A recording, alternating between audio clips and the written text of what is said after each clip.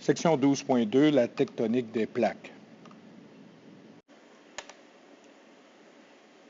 Pour continuer, la couche externe de la Terre est composée de plusieurs grands morceaux de roches rigides mais mobiles appelés les plaques tectoniques.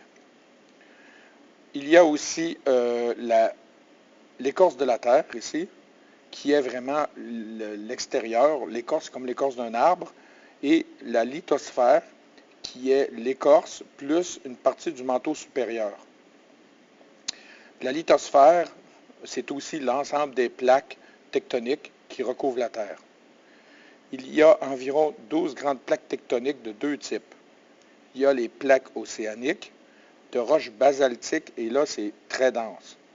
Et les plaques continentales, qui sont composées de grandes quantités de granit, mais ce granit-là est moins dense que les roches basaltiques. Voyons maintenant plus en détail les couches qui composent la Terre. En haut, vous avez ici l'écorce, qui est comme l'écorce de l'arbre, qui peut être de 5 à 70 km d'épaisseur. Ensuite, vous avez le manteau supérieur qui est situé ici, qui est comme de la mélasse en fait. Il est semi-liquide ou liquide et il y a des mouvements de convection dans ce manteau supérieur. C'est suivi plus profondément ici par le manteau inférieur qui a une composition légèrement différente et qui est solide dans ce cas ici. C'est un petit peu paradoxal de penser que c'est solide plus à l'intérieur ici, et ici c'est plus liquide au niveau du manteau supérieur, mais c'est les caractéristiques physico-chimiques et géologiques qui font qu'il y a une différence au niveau de l'état ici. Donc ici c'est semi-liquide ou un peu comme de la mélasse, puis ici c'est solide. Donc ici ça c'est le manteau au complet avec le manteau supérieur et le manteau inférieur. Plus profondément ici on arrive dans le noyau.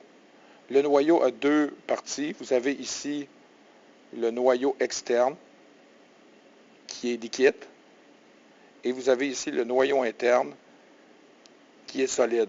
Ce noyau interne-là reste solide parce que la pression est très très grande. Voyons maintenant plus en détail les couches que nous avons vues dans la diapositive précédente. La première couche, la croûte, l'écorce, c'est la couche la plus externe de la Terre. Elle est formée de roches solides et friables. Friable, ça veut dire qu'il peut être grugé ou on pourrait dire qu'il peut y avoir de l'érosion. Elle est friable. Ensuite, vous avez l'écorce continentale qui est formée d'un type de roche plus léger, le granit. Bon, on l'a vu tout à l'heure, c'est une répétition. Ensuite, on a l'écorce océanite qui est faite d'une roche dense et foncée appelée basalte. Prochaine couche, le manteau. C'est la couche la plus épaisse de la Terre, environ 70% du volume de la Terre au total. Elle est en grande partie solide, mais il y a une partie, comme j'ai dit tout à l'heure, semi-liquide. Donc, il y a deux sections que nous avons vues tout à l'heure. Le manteau supérieur, c'est une roche partiellement fondue qui contient du fer. Notez la composition. Ensuite, vous avez le manteau inférieur. C'est du matériel solide et dense qui contient du magnésium et du fer. Donc, la composition est légèrement différente entre le manteau supérieur et le manteau inférieur. Et ici aussi, l'état est différent. Le manteau supérieur, je répète, ici est partiellement fondu. Et le manteau inférieur, c'est du matériel solide. La dernière partie, maintenant, le noyau. Le noyau est séparé en deux parties, le noyau externe et le noyau interne. Le noyau externe est situé sous le manteau, il est liquide, et il se compose principalement de mélanges de fer et de nickel. Le noyau interne, qui est au centre de la Terre, est composé principalement de fer et d'un peu de nickel. La chaleur est de 5000 à 6000 degrés Celsius. La pression tout autour, due à la masse de la Terre, garde ce noyau interne solide.